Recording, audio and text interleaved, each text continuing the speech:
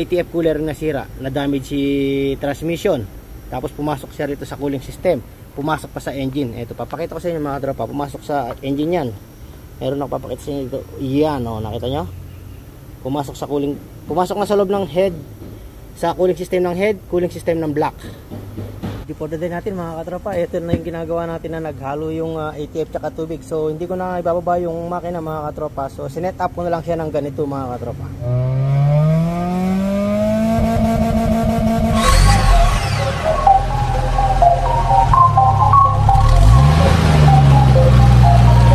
The Mechanic TV. Who made this? The Mechanic TV channel, dito ay manood ka. Click mo subscribe button, click yung bell, updated ka sa mga paparating namin na gawain. Alam mo na, subaybayan galaw ni Sir Edgar, manapat manood ka. So itong hose na to papunta sa heater coil.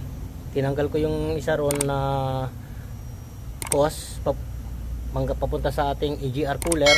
Sa EGR cooler naman tinanggal ko yung hose dito sa baba para lumabas doon. So lalagyan natin ng mangyayari dyan, lalagyan natin ng decreaser na ilalagay natin dito mga katropa. Tapos pressure water, kahit dito decreaser na rin para malinis yung EGR cooler.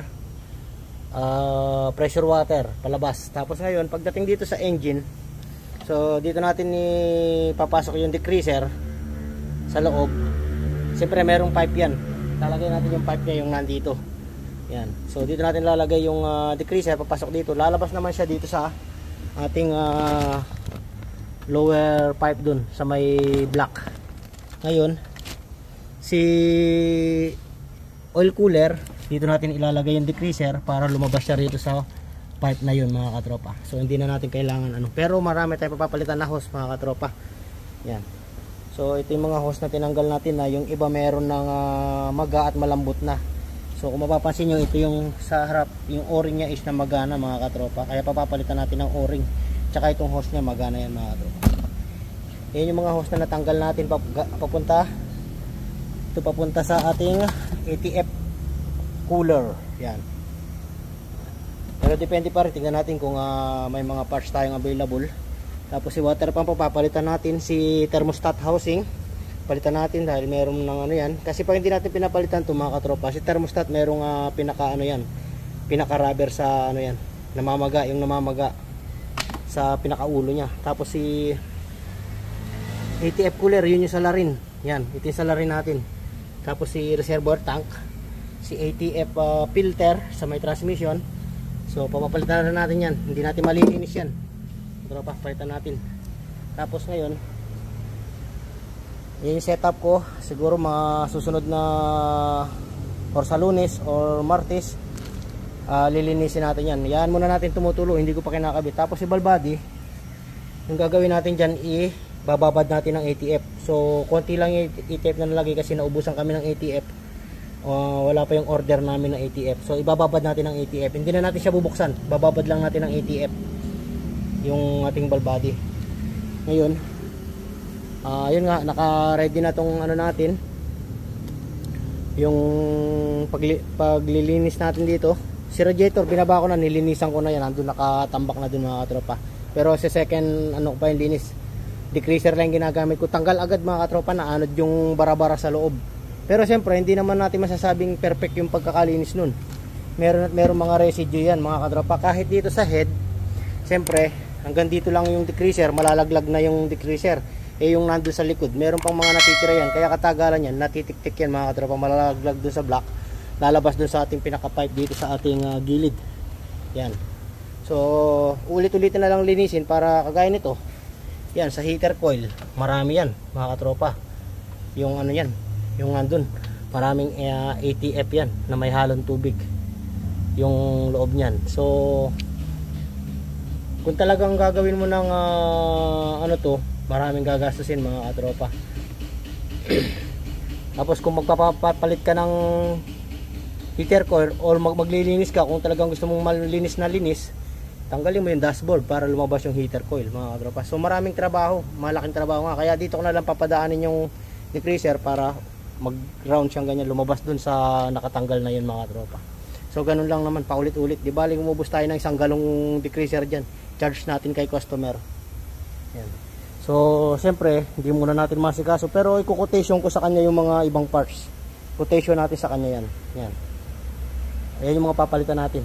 Yung mga hose, pipili na lang tayo dyan, or kung gaya sabi ko, kung available yung mga hose, kasi pag in-order yun matagal mga katropa, lalo na walang stock, matagal yan.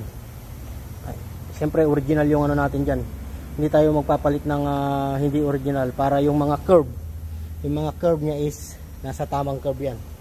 So ngayon sa Monday yung gagawin natin ito, dumating na yung parts ng ating BT50 na nagpalit tayo ng injector na okay na yung engine. Ngayon ito yung next natin sa Monday, magpapalit tayo ng coupler or connector sa valve body. Ayan. Kasi may issue din yun mga katropa, may shift shock din. Hindi ko lang alam kung anong code, nakalimutan ko na. So ito yung part number. Ayan. Ito yung part number nya. Ford at Mazda, pares lang yan mga katropa. 3.2, 2.2, pares lang yan. So magpapalit din tayo ng filter. Ito yung filter. So ito yung part number. Ayan. Baka kailangan nyo kasi mga katropa yung iba. Ayan. So shifting cable, magpapalit din tayo ng ating shifting cable. Kasi wala makuha bushing, kaya assembly yan. Yan yung part number niyan, Ford. Siyempre yung sa valve body gasket, sa oil pan gasket, ayan yung part number. So yan yung next job natin sa Monday mga katropa. Sakto-sakto dumating yung ano, kompleto na siya. So yung engine wala na, hindi na siya nagmi-misfire sa number 3 yata yun. So yung problema niya, injector, nagpalit tayo ng isang injector. So si customer medyo nagtanong kasi nga mahal nga yung injector mga katropa, original injector mahal. So yung ang pinalit nila second hand, hindi umubra, nagka-problema.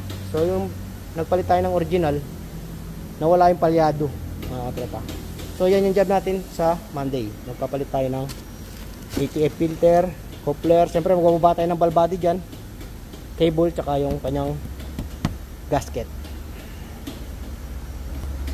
Dito naman hindi naman ito nagmamadali, ihintay pa natin yung quotation mga tropa, si valve body tsaka yung ATF, hintayin pa natin. So, hindi naman nagmamadali, kaya kahit itambay muna natin.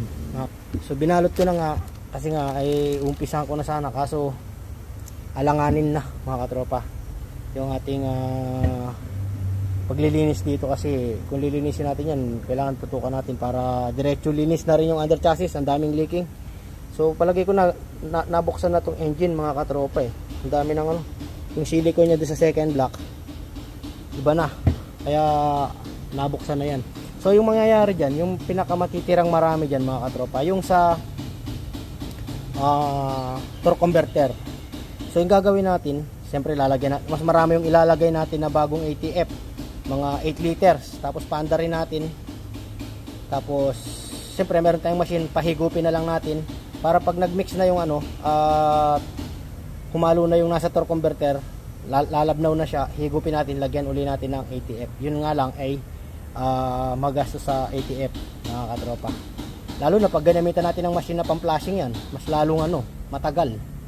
So yung gagawin natin, lagay ng bagong ATF, start running natin, running, tapos palit uli ng ano, tapos recommendation sa next ano, palit uli ng, maraming magiging palit yan, mga 2 beses palit ng ATF yan mga katropa, para malinis. Pero pag sa first na palit nyo at maganda na yung kulay, okay na yun, wala nang ano doon, hindi nyo na kailangan ni flashing. So waiting na lang tayo sa susunod na replacement nun mga katropa. So palit uli ng strainer nun, pagka tagal yun, mga 80,000 kilometer bago magpalit. So yun lang mga katropa yung ano natin ngayon. Pinakita ko lang si pagkaka-prepare ng ating paglilinis ng engine. Hindi ko na ibababa kasi nga magagastos na si may-ari kapag binaba ko yung makina mga katropa.